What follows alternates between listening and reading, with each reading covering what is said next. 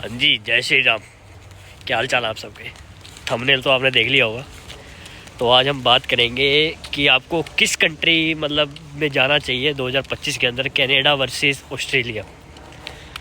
तो जब भी हम बाहर के लिए सोचते हैं, राइट, कि हमने बाहर जाना है, पैसे लगाने हैं, और उसके बाद हम फ्यूचर भी एक्सपेक्ट करते हैं कि हमारे को पीआर हो जाए, भाई लाइफस्टाइल कैसा है। तो उन सब चीज़ों के बारे में आज हम ओवरऑल बात करेंगे, और जो नई नई पॉलिसीज़ आ रही हैं, वर्कहोलिक कल्चर क्या है, वो सब हम इस वीडियो के अंदर आज डिस्कस करेंगे।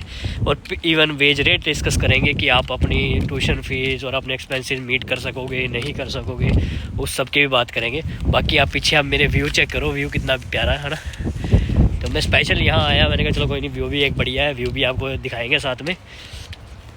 तो मेनली अब 2025 की अगर हम बात करें तो इस टाइम कनाडा के अंदर भी बहुत रूल चेंज हो गए हैं। अगर हम बेसिक से स्टार्ट करें, अगर पीआर की भी बात करें, अब मैं करंटली अगर आप स्टेटस की बात करें तो जो कहने की बात है, पहले ऑस्ट्रेलिया क्या करता था, ऑस्ट्रेलिया चाहता था कि हमारे को बंदे सारे स्किल पे मिले, राइट, वो स्किल वालों को ही प्रेफर करते थे। बट अब यही चीज़ अपने यहाँ के कनाडा के अंदर भी बना ली गई है कि जिसके पास अगर स्किल है तो उसको पीआर जल्दी मिल जाएगी और उसका ड्रॉ के अंदर नाम आ जाएगा, और जिसके पास स्किल नहीं है देन दे कैन वेट, और उसके लिए पॉइंट्स भी बहुत ज़्यादा हैं।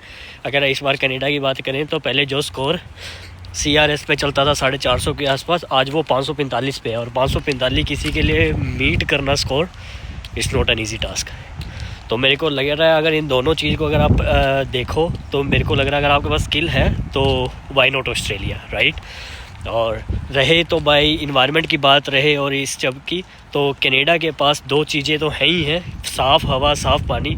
और अगर आपको चार अपने को सीज़न अपने को देखने हैं, राइट, स्प्रिंग, समर और विंटर, देन तो ये सब चीज़ें आपको यहाँ पे ऑब्वियसली देखने को मिलेंगी अपने कनाडा के अंदर। क्योंकि ये भी इसलिए है क्योंकि अपने को जो भी चारों के चारों सीज़न है, आपको सब स्नो की जगह स्नो दिखेगी, स्प्रिंग की जगह स्प्रिंग। और आपको यहाँ पे अभी दिख नहीं रहा मुझे, मैं आपको लाल लाल वो वाला ट्री भी दिखाता अभी। तो ये आपको सब देखने को मिलता है।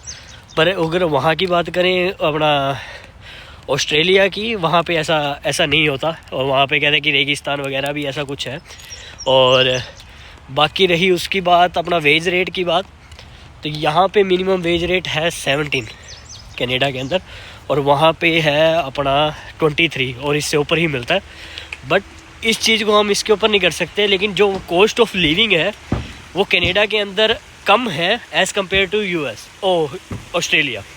वो इसलिए है क्योंकि अगर ये एक वो कहते हैं ना इकोनॉमिक्स, तो वो ये उसके ऊपर डिपेंड करता है कि ये नहीं है कि अगर आप ज़्यादा पैसे कमा रहे हो तो आपका वो कॉस्ट ऑफ लिविंग उस कंट्री के अंदर ऑब्वियसली ज़्यादा है, ऐसा नहीं है। ये कोई एक प्राइस मैटर के ऊपर भी डिपेंड करता है। और वही बात है, अगर आप ज़्यादा पैसे कमा रहे हो और फिर आपके एक्सपेंसेस ज़्यादा हो रहे हैं तो बात घूम घुमा के वहीं पे आ जाती है। तो ये भी एक बहुत बड़ा फैक्टर रहेगा इस चीज़ को कंसीडर करने के लिए। पहली बात, जॉब का कल्चर यहाँ पे, अनएम्प्लॉयमेंट कनाडा के अंदर ज़्यादा है, ऑस्ट्रेलिया के अंदर नहीं है। और रही बात अगर हम पॉपुलेशन की बात करें तो पॉपुलेशन इस टाइम अगर अपना ऑस्ट्रेलिया के अंदर जितना मेरे को नॉलेज है 27 मिलियन के आसपास होगी और दिल्ली की तो पॉपुलेशन आप देख ही रहे हो, 30 मिलियन प्लस तो दिल्ली की है। और आप सोच रहे हो दिल्ली से भी कम पॉपुलेशन एक ऑस्ट्रेलिया के अंदर है, तो आप एक अपना बहुत बढ़िया फ्यूचर उसके अंदर आप सोच सकते हो उसके अंदर, ऑस्ट्रेलिया के अंदर। और एक और बात, अपने कनाडा और ये दोनों ही वर्ल्ड लार्जेस्ट कंट्री के अंदर आती हैं। कनाडा दूसरे नंबर पे है और ऑस्ट्रेलिया है वो 6 और 7 नंबर पे ऊपर आती है। और इन दोनों की अगर हम बात करें तो दोनों के पास ही बहुत बड़ा एरिया है जो खाली पड़ा है।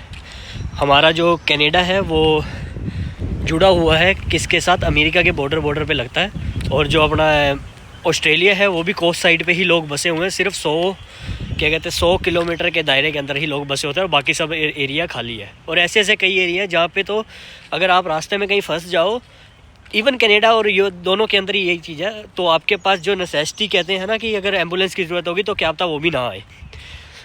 तो ये सब चीज़ों के फैक्टर्स हैं और ये सब चीज़ें आपको कंसीडर करनी चाहिए अगर आप जा रहे हो। तो मेरे हिसाब से अगर आप कभी भी इन दोनों चीज़ के अंदर जाते हो 2025 के अंदर, तो ये सब फैक्टर आपको, मेरे को लगता है कि फ़ायदा देंगे इन सब चीज़ों को कंसीडर करने के लिए। क्योंकि जो मेन चीज़ होती है वो हम यही करते हैं कि हम किसी कंट्री के अंदर अपना फ्यूचर अगर हम सोच रहे हैं तो हम वो इस चीज़ को देख के ही सोचते हैं कि वहाँ पे पहली बात तो हमारे जो पैसे लगाए हुए हैं वो पूरे हों, दूसरी बात, अगर हम कल को अपना फ्यूचर देखते हैं, हम अपनी स्ट्रीम के अंदर जाते हैं तो हमारे को वहाँ पे इजीली जॉब मिल जाए, जो कि मेरे को लगता है ऑस्ट्रेलिया के अंदर मिल जाएगी।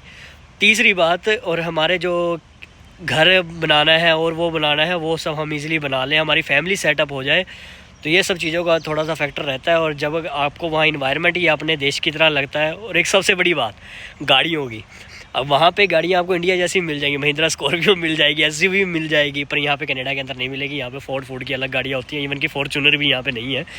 तो ये सब चीज़ों का भी रहता है। तो आप इन सब चीज़ों को देख के अपना डिसीज़न लें, और इन दोनों के हिसाब से हर किसी का पर्सपेक्टिव अपने हिसाब से अलग होगा कि कौन किसके लिए। अगर मैं अगर खुद चाहूँ तो मैं देखूँ, अगर यही सब चीज़ें अगर ऐसा ही अगर इसके लिए चलता है अपना पीआर के लिए, तो मेरे को लगता है कि अगर पीआर ऐसे ही आराम से देनी है तो वाई नॉट ऑस्ट्रेलिया, राइट। बढ़िया पैसा बढ़िया कमाओ और बढ़िया खाओ, और वो सारा अपना, इतनी ठंड भी नहीं होती।